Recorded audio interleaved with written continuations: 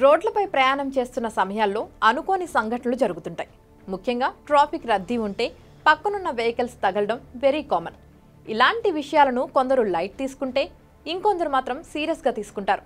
తాజాగా బెంగళూరులో తమ కారు సైడ్ మిర్రర్కు బైక్ తగిలించాడని దారుణంగా ప్రవర్తించింది ఒక జంట. ఏకంగా సదరు యువకుడిని కారుతో ఢీకొట్టి చంపేంత దూరం వెళ్లారు. ఈ సంఘటన బెంగళూరులోనే కాదు, సోషల్ మీడియా మొత్తం ఇప్పుడు కలకలం రేపుతోంది. ఈ దారుణం పుట్టనహల్లి పోలీస్ స్టేషన్ పరిధిలో ఈ నెల అక్టోబర్ 25న అర్ధరాత్రి దాటిన తర్వాత చోటు చేసుకుంది. దర్శన్ అనే యువకుడు తన స్నేహితుడు వరుణ్తో కలిసి శ్రీరామ లేఅవుట్ వద్ద బైక్పై వెళ్తున్నారు. ఆ సమయంలో పక్కగా వెళ్తున్న ఒక కారు సైడ్ మిర్రర్కు వీరి బైక్ తగిలింది.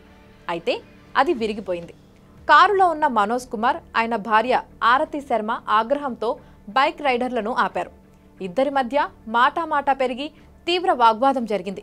ఈ గొడవతో భయపడిన దర్శన్, వరుణ్ అక్కడి నుంచి వేగంగా బైక్పై వెళ్లిపోయారు.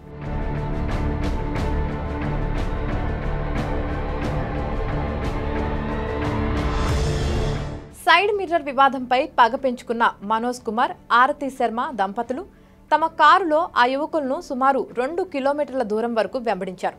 బైక్ వేగంగా వెళ్తున్నప్పటికీ కారు వేగాన్ని పెంచి ఉద్దేశపూర్వకంగా వెనక నుంచి ఢీకొట్టారు. దాంతో బైక్ అదుపు తప్పి కింద పడింది. దర్శన్, వరుణ్ ఇద్దరూ తీవ్రంగా గాయపడ్డారు.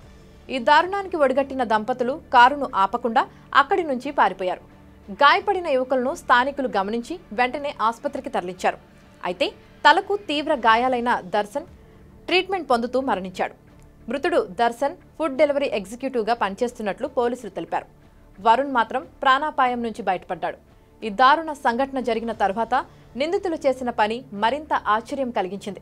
ప్రమాద స్థలంలో కారు విడిభాగాలు కొన్ని పడిపోయాయి. పోలీసులు గుర్తించకుండా ఉండేందుకు మనోజ్ కుమార్, ఆరతి శర్మ దంపతులు తమ ముఖాలకు మాస్కులు ధరించి కొద్దిసేపటి తర్వాత తిరిగి ఘటనా స్థలానికి వచ్చారు. పడిపోయిన కారు విడిభాగాలను ఏరి సాక్ష్యాలను చెరిపేందుకు ప్రయత్నించి అక్కడి నుంచి వెళ్లిపోయారు.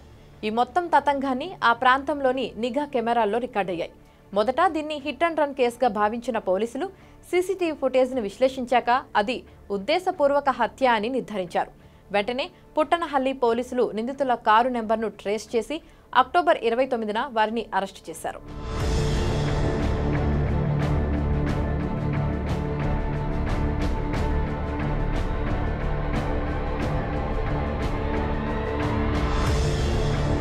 బెంగళూరు పోలీసులు ఈ కేసులో నిందితులైన మనోజ్ కుమార్, ఆరతి శర్మలపై హత్యతో పాటు సాక్ష్యాలను ధ్వంసం చేయడం వంటి తీవ్రమైన నేరాల కింద కేసు నమోదు చేశారు.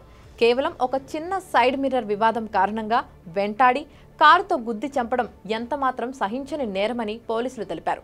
ఈ కేసు బెంగళూరులో పెరుగుతున్న రోడ్ రేజ్ సంఘటనల తీవ్రతను మరోసారి హైలైట్ చేసింది. వాహనదారులు రోడ్డుపై చిన్న చిన్న విషయాలకు కూడా కోపం, పగ పెంచుకోకుండా సమన్వయం పాటించాలని, ఇటువంటి దారుణ చర్యలకు పాల్పడవద్దని పోలీసులు హెచ్చరించారు. ఎంత పెద్ద గొడవైనా చట్టాన్ని చేతుల్లోకి తీసుకుంటే శిక్ష తప్పదని ఈ ఉదంతం నిరూపించింది.